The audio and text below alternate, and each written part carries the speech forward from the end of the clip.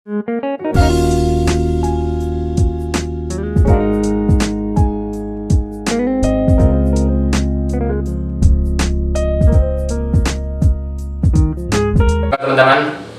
balik lagi bareng gue Bagus sama Rizal. Kali ini gue akan ngebahas seputar jurusan kuliah. Nah, di episode pertama ini gue akan ngebahas salah satu jurusan yang prestis, tapi banyak orang mikir jurusan ini mahal dan masuknya susah. Bener nggak ya? Nah, kali ini gue ditemenin sama salah satu narasumber cantik, Kak Elsa Ambarwati. Iya. Oke, Kak Elsa Ambarwati boleh cerita kuliahnya di mana? Sebelumnya mau perkenalkan diri. Saya Elsa. Saya mahasiswa dari Universitas Swasta di Indonesia, tepatnya di Lampung. Sekarang semester berapa, Kak Elsa? Semester sekarang sebenarnya alhamdulillah saya udah sarjana. Nah, tapi sekarang lagi melanjutkan ke tingkat profesi. Bisa dibilang kalau orang-orang koas. Koas. Nanti kita akan membahas lebih jauh soal koas. Cuman sebelum itu, Kak Elsa boleh cerita sedikit gimana awalnya bisa milih jurusan yang menurut orang susah ini, mahal dan sebagainya, prestis lah. Mau jujur atau mau Jujur kali ya. Oke, kalau jujur kalau misalnya untuk dulu waktu pas mau pilih-pilih mau kuliah di mana, kan ada SNMPTN tuh. Yeah. Nah, tadinya bukan mau ngambil kedokteran sebenarnya, kalau misalnya jujur. Nah, tapi karena ada dorongan dari keluarga gitu, jadi akhirnya ngambilnya dari kedokteran. Muter kemana-mana, akhirnya Dapat di kampus di Lampung. iya benar. Nah, selama 8 semester berarti ya tadi untuk sarjananya, gimana sih? Kan bentar lagi anak-anak kelas 12 nih pasti milih kampus, mungkin ada yang mau kedokteran dan sebagainya. Bisa kasih gambaran kuliah kedokteran itu gimana? Ya, kalau misalnya untuk masuknya sendiri lewat jalur mana pun bisa, kayak SNMPTN kemarin udah kan, SNMPTN, terus ada SBMPTN bisa. Terus kalau misalnya untuk ada pun di universitas negeri PTN tuh, kalau misalnya mau ambil kayak beasiswa itu ada, tapi itu beberapa universitas ada. Cuma kalau misalnya di universitas saya itu kebetulan belum ada untuk beasiswa. Nah, kalau misalnya keluh kesah atau pengalaman di di kuliah kedokteran sendiri, sebenarnya serunya gimana, karena kalau misalnya kuliah kedokteran itu, jurusan kedokteran itu beda sama jurusan yang lain, karena bedanya dari segi pelajaran. Banyak orang yang bilang kalau misalnya mahasiswa kedokteran itu harus pinter di biologi. Kalau menurut saya enggak juga. Soalnya kalau pas udah jadi mahasiswa kedokteran nih, kita pelajaran biologi itu sedikit banget yang kita pelajarin. Bahkan matematika atau kimia pun masih masuk di pelajaran kedokteran gitu. Jadi lebih banyak ke manusianya gitu. Karena kan kita namanya kedokteran, jadi bahasnya penyakit atau manusia lah. Oh iya, Kak Elsa, kita dengar kan kuliah pendidikan kedokteran ini lama banget ya. Bisa jelasin fase-fasenya ada apa aja sampai benar-benar jadi dokter? Biar anak-anak kelas 12 hari ini atau mungkin orang tua yang nonton nih punya gambaran. Fasenya yang pertama kita kuliah di jurusan kedokteran, di Fakultas Kedokteran, jurusan kedokteran umum. Nah, itu kita 4 tahun atau minimal 3,5 tahun. Saya dulu 3,5 tahun, alhamdulillah sudah sarjana. Berapa IPK-nya Kak Elsa kalau boleh tahu? Nyampe lah 3 lebih. cukup cerdas ya berarti. Oke, lanjut ya, itu tadi Iya. selesai. Ya, terus habis sarjana kan kita sebenarnya kalau misalnya kita mau melanjutkan ke koas atau ke apa namanya tingkat profesi itu bisa. Tapi kalau misalnya enggak juga nggak apa-apa gitu. Jadi tergantung kita. Kalau misalnya kita mau kita dapat gelar dokter ya berarti lanjut, itu wajib karena itu program pemerintah harus. Nah jadi koas setelah Mungkin sebelum lebih jauh nih, dari tadi kan dengan koas sedikit deh. Apa sih koas ini? koas, jadi koas itu program pemerintah di mana nanti kita kayak ditempatin di suatu rumah sakit. Nanti itu urusan kampus rumah sakitnya di mana. Nah, nanti di sana kita belajar koas itu mereka itu kayak belajar ngikutin konsulen kayak dokter spesialis yang magang mungkin lebih tepatnya. Magang tapi nggak digaji. Disedotin. Oke, habis koas apa lagi? Habis koas kurang lebih 2 tahun. 2 tahun berarti paling kalau cepat satu kuliahnya 4 tahun, koasnya 2 tahun, udah 6 tahun ya? 6 tahun sampai koas. 6 tahun ini selesai? Belum. Masih belum selesai ternyata? 6 tahun lalu untuk selesai. Kita untuk dapetin gelar dokter, kita harus ikutin suatu ujian namanya UKM PPD sekarang, dulu UKDI. Sekarang UKM PPD di mana UKM PPD inilah yang menentukan proses kita selama 6 tahun itu. Jadi selama 6 tahun kita kuliah itu yang menentukan cuma ujian UKM PPD ini nanti. Setelah stase di koas itu sudah selesai gitu. Jadi total mungkin 6 tahun, 7 tahun ya? 6 tahun ya sampai lulus dokter, dapat dokter gelar. Nah setelah itu kita ada program pemerintah juga namanya internship. Jadi nanti setelah kita dapat gelar dokter, lulus artinya kan. Nah, jadi kita ditempatin di suatu di suatu rumah sakit di daerah mana, tergantung nanti kita dapat. Nah, nanti di sana kita belajar.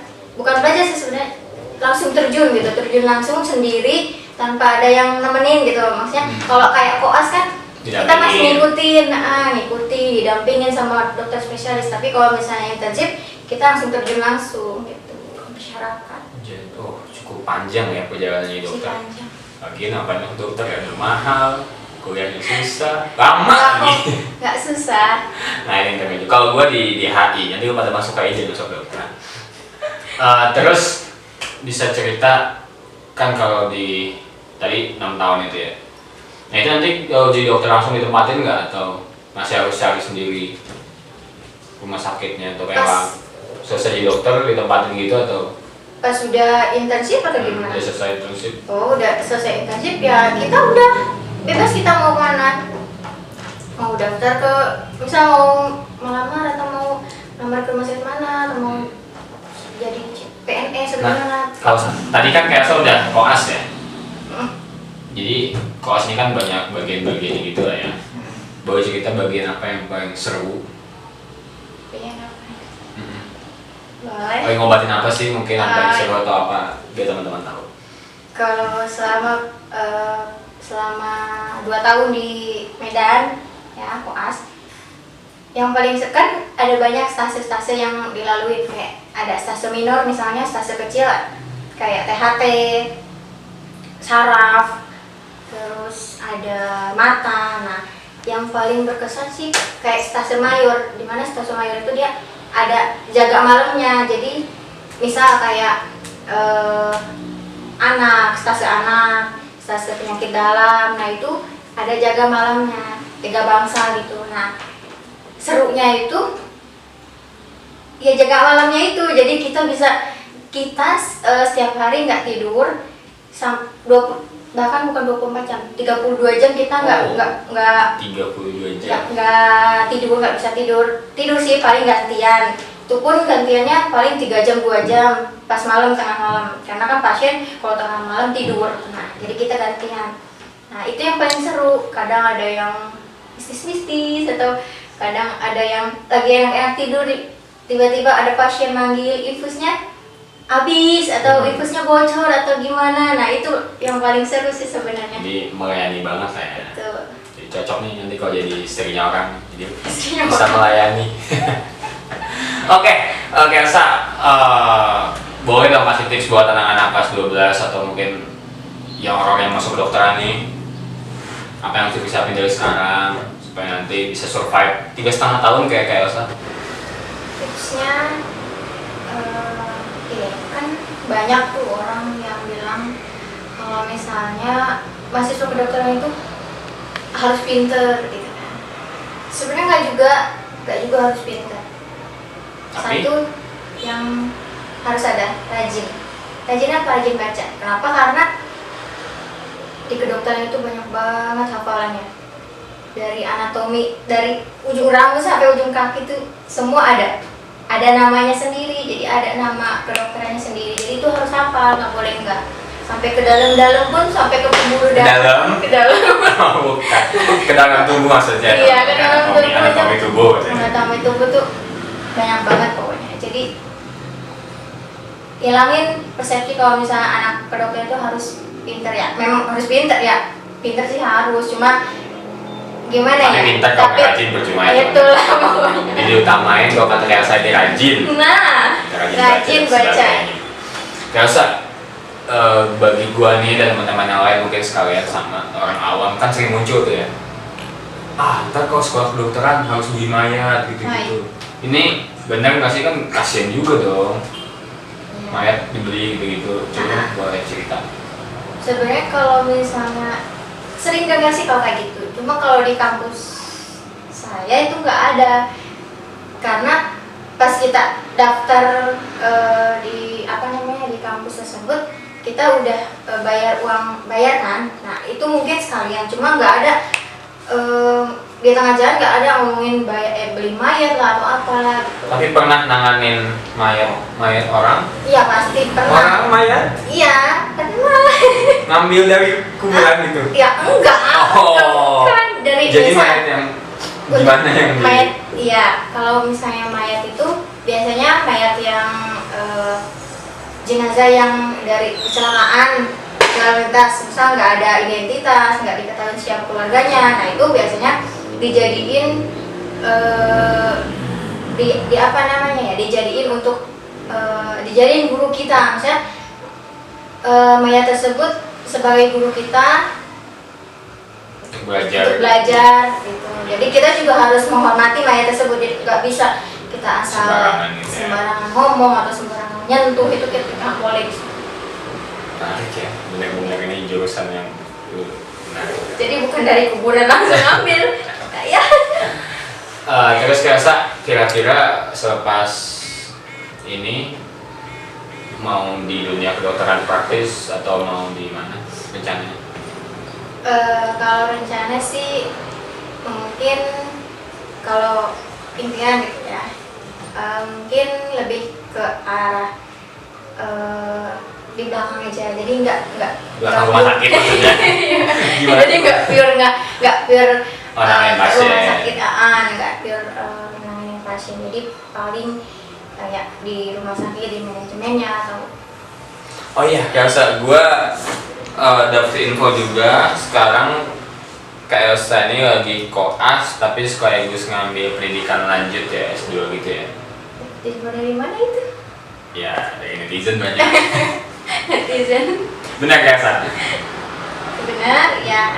Kan tadi koas itu udah jaga malam segala macem, terus lu sambil kuliah gitu atau Iya. ini gimana sih bagi waktunya? Lu kuliah S2 juga, lu di rumah sakit juga, boleh cerita? Ini pasti kan ada juga anak-anak mahasiswa kedokteran yang nonton nanti mungkin pas koas, aku mau ambil kuliah, ini pasti bisa jadi bahasan yang menarik buat teman-teman. Ya, kalau misalnya untuk ngambil S2 pas lagi koas, sebenarnya dulu pas baru masuk koas itu sempat bimbang juga ambil S2 apa jangan ya gitu kan, karena pasti riuh banget tuh koas jaga malam, terus kuliah ada tugas lah, inilah itulah. Tapi setelah dipikir-pikir ambil S2 karena biar sekalian jauh-jauh koas 2 tahun, kalau misalnya ada kesempatan untuk bisa S2 kenapa enggak gitu. Jadi ambil.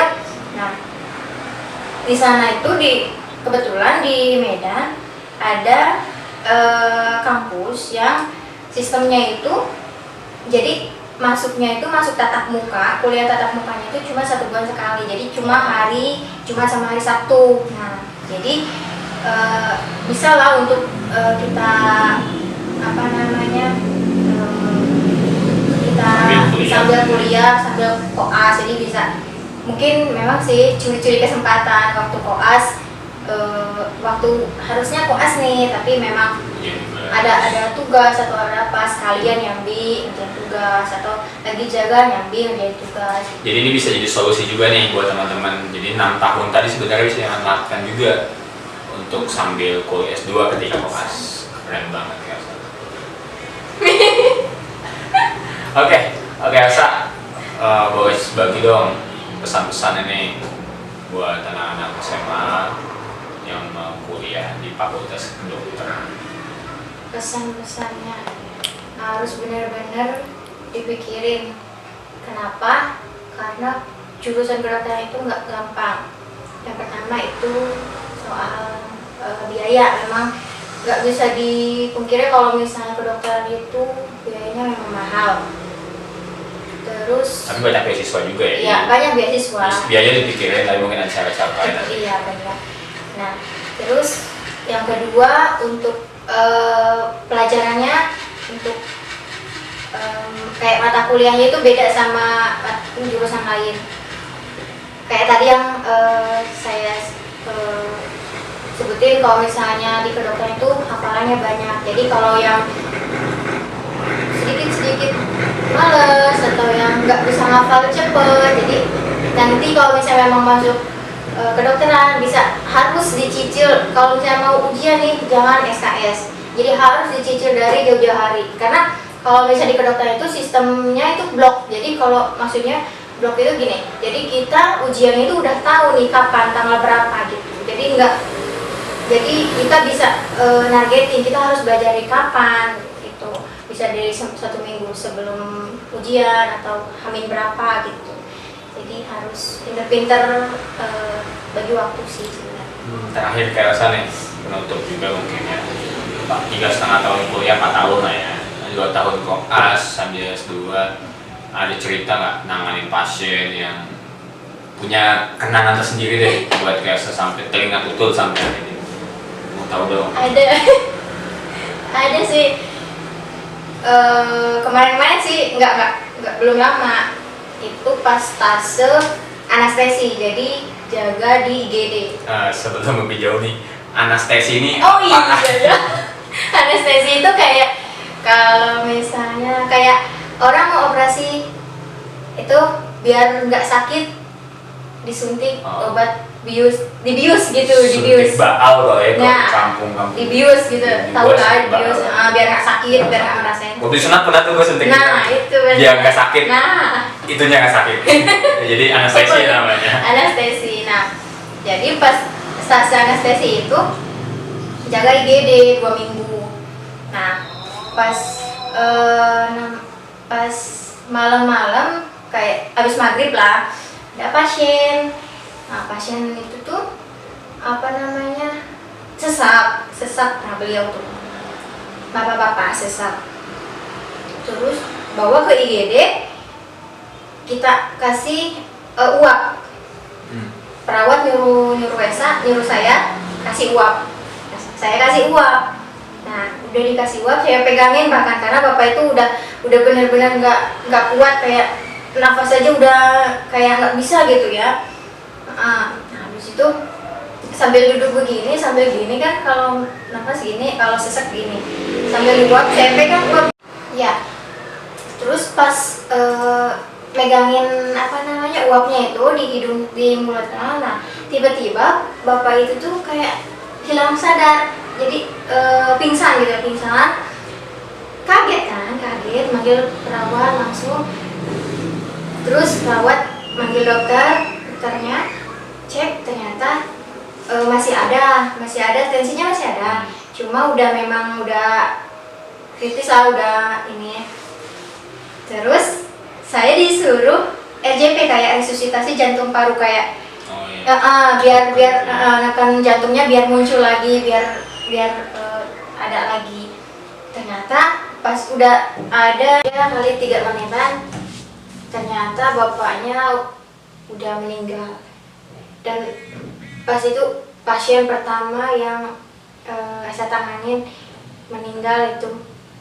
Antara takut iya, tapi kasihan iya, keluarganya nangis-nangis, antara deg-degan iya kan, nanganin pasien tiba-tiba meninggal gitu. Tapi kayak gitu muncul ada rasa bersalah gitu nggak sih pada? Ya sebenarnya ada, cuma ya gimana ya, rasa deg-degannya lebih rasa takutnya lebih ini, takut gara-gara saya atau gimana gitu. Jadi ya sempat renungin, sempat takut, udahlah.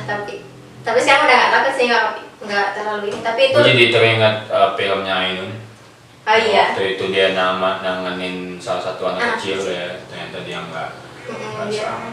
Tapi itulah, memang penyakit ini kan berdasarkan dari atas. Tapi dokter itu kan perantaranya aja. Iya benar. Dan apapun yang dilakukan dokter itu adalah yang terbaik. Iya. Apalagi dokternya kayak gini kan.